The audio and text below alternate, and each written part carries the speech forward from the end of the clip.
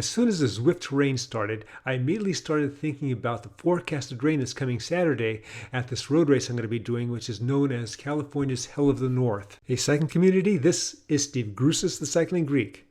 Today I was supposed to do about an hour of sweet spot. Yesterday it had rained. Today was cold and windy, so I thought, I'm going to see what's on Zwift and I'll do that. At first I started looking at the group rides.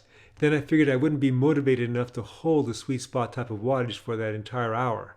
So I decided to take a look at the racing. I found this category enforced race that you're seeing now. So I figured, this will be motivating enough for me to keep my wattage up. So I decided to sign up. Now, category enforced road race. This is the first one I've ever seen. Usually I like to do anti-sandbagging crits, but there weren't any around and it was only going to be about 20 minutes and I really wanted to go closer to an hour. Upon reading the instructions for the race, I read a little more about the category enforcement. So I guess with ZwiftPower.com, it's tied into that and it won't let you go into a category that you don't have the minimum qualifications for. I checked my profile on ZwiftPower.com and I see that I had been downgraded to a category C.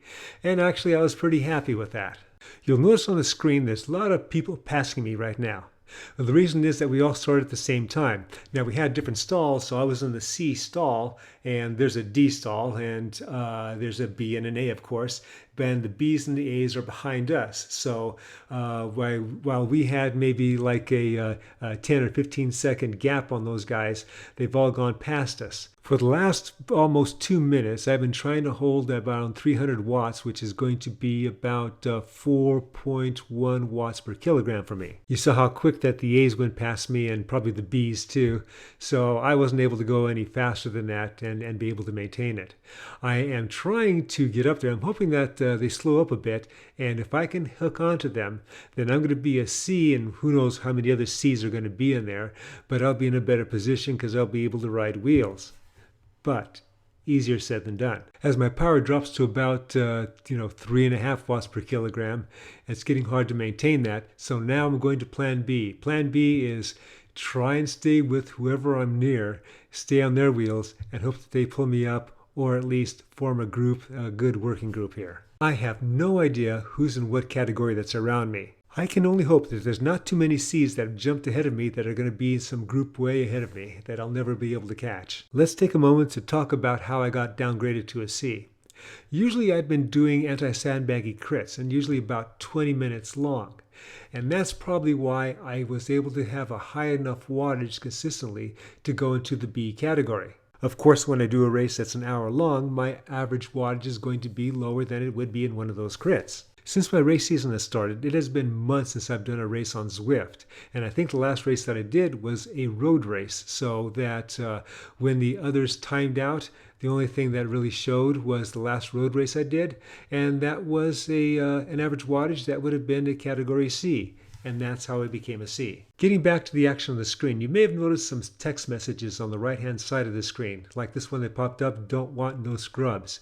So apparently they were talking about going so fast earlier that the slower riders were shaken off, and that you just had the A's and the B's in the front. To be young, fast, and cocky. Speaking of being young, I am 66, and I am subject to AFib.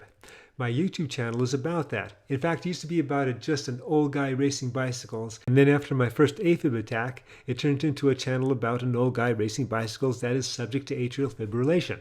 But I digress. Back to the action on the screen. I'm in a fair-sized group.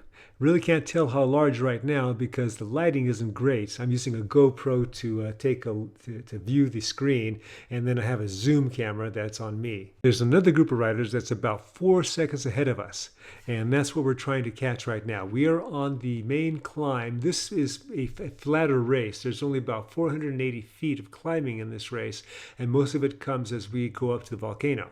Each lap is about 8 miles, and we do 3 laps. The next group is about 12 to 13 seconds ahead of us. Quite doable since we're at the beginning of the race. Jumping ahead a bit to the next climb in this lap, I've been trying to conserve. And I've been trying to conserve a little too much, so now I find that I'm toward the back of the group and there's people trying to get away, maybe form another pack. So now I'm having to put in a lot of watts. And these watts I'm going to have to sustain, and so anything over 300 is going to put me in the hurt locker. I just don't want a red line. Now when you look ahead, you'll see a split, and so there's another group up there that we're getting close to, it looks like. The stronger riders in our group are trying to jump across over to that group. We are stretched out, and I am stretched out. I just got to last a little while longer. And I'm not familiar with the course, so it could be that I'm going to die out before I get to the top. With that split in front of me, it looks like that if I'm going to be able to make it to that group, I'm going to have to put a lot of work in myself and not be able to ride wheels. You'll note that my wattage has dropped to around 225, which is darn close to 3.0 and even below that. I'm pretty tired.